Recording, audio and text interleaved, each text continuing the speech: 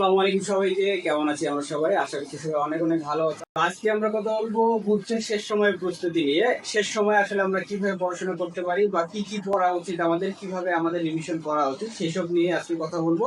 তো তোমাদেরকে আগে থেকে বলে রাখি, তোমরা নতুন কোন ধরনের টপিক পড়বা না এই শেষ সময়টা। যদি পারো তাহলে এক্সাম বেসে ভর্তি হতে পারো। এক্সাম বেসে এক্সাম দিয়ে তোমাদের নিজেদের প্রস্তুতিতে তোমরা যাচাই করে নিতে পারো তোমাদের আসলে প্রস্তুতিতে কিরকম হয়েছে। তো আমি বেশ কিছু কথা বলবো, সেই কথাগুলো একটু মনোযোগ দিয়ে শোনো, তাহলে তোমাদের শেষ সময় তোমরা কিভাবে নিতে পারো সে সম্পর্কে তোমাদের একটা ধারণা চলে আসবে। তো দেখো, প্রথমে কথা হচ্ছে ফুল রিভিশন। ফুল রিভিশন মানে কি? তুমি যতগুলো পড়ছো, তোমার যদি আর্টস এর স্টুডেন্ট হয়ে থাকো তুমি, তাহলে তোমার বাংলা ইংরেজি সাধারণ জ্ঞান তোমাকে ফুললি রিভিশন করতে হবে। একদম শুরু থেকে শেষ পর্যন্ত যতটুকু পড়ছো, যতটুকু কভার করছো, সবটুকুকেই তোমাকে ভালো করে রিভিশন করতে হবে। পাশাপাশি নতুন টপিক না ভাই, নতুন টপিক কোনোভাবেই পড়া যাবে না, এইটা আমি লিখে রাখছি। কারণটা হচ্ছে এই শেষ সময় তোমার মনে হইতে পারে যে এই টপিকটা মনে হয় পড়া হয় না, এই টপিকটা আমি সেরে গেছিলাম, এই টপিকটা আবার পড়বো। এইটা ভুল কখনোই করবে না, কারণ নতুন টপিক পড়তে গেলে তুমি পুরাতন টপিক সব ভুলে যাবা। সো টপিক সিলেকশন করে নিবা আগে, তুমি আগে টপিক সিলেকশন করে নিবা, দেন তুমি ওই টপিক গুলাই ভালো করে পড়বে। এর বাইরে কোনো টপিক নতুন করে অ্যাড করার কোনো প্রয়োজন নাই, ঠিক আছে?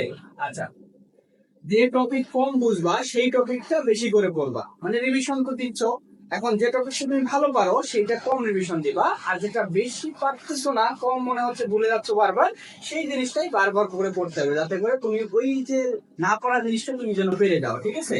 তো যে টপিকটা কম পারো সেটা বেশি করে পড়তে হবে। পাশাপাশি এক্সাম দিতে হবে, যেটা শুরুতেই বললাম আমি, যে তোমাদের যদি সামর্থ্য থাকে তাহলে এক্সাম বেসে ভর্তি হয়ে যাও, সেটা তোমাদের অফলাইন কিংবা অনলাইন যেটাই হোক না কেন। একটা এক্সাম বেসে ভর্তি হলে নিজের প্রস্তুতি তুমি বুঝতে পারবা যে আসলে আমার কতটুকু আমার গ্যাপ করতেছে, কতটুকু আমি পারতেছি, কতটুকু পারতেছি না, এটা তুমি এক্সাম বেসে ভর্তি হলে বুঝতে পারবা। অথবা তোমার যদি মডেল টেস্ট না থাকে, তাহলে তুমি চাইলে নিজেই মডেল টেস্টেও পরীক্ষা দিয়ে যাচাই করতে পারো নিজেকে, যে তোমার কতটুকু পড়া হয়েছে বা কতটুকু মার্ক তুমি ক্যারি করতে পারতেছো, ঠিক আছে? আরেকটা কথা হচ্ছে, প্রশ্ন ব্যাংক করতে হবে। প্রশ্ন ব্যাংক অবশ্যই করতে হবে। প্রশ্ন ব্যাংক ছাড়া আসলে আহ নিজেকে যাচাই করা যায় না আমি আসলে কতটুকু পারতেছি।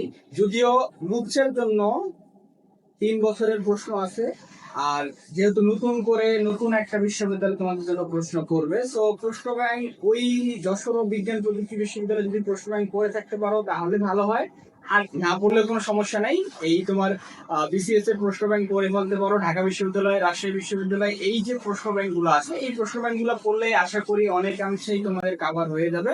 তো এই ছিল হচ্ছে তোমাদের গ্রুপসের শেষ সময়ের প্রস্তুতি, তোমরা আসলে কিভাবে নিতে পারো। আশা করি আমার এই কথাগুলো তোমরা যদি ফলো করো, তাহলে তোমাদের শেষ সময় আসলে কি পড়বা কি পড়বা না, কি কি হবে কি হবে কি করবা, এইসব বিষয়ে আর কোনো ধরনের সমস্যা থাকবে না ইনশাল্লাহ।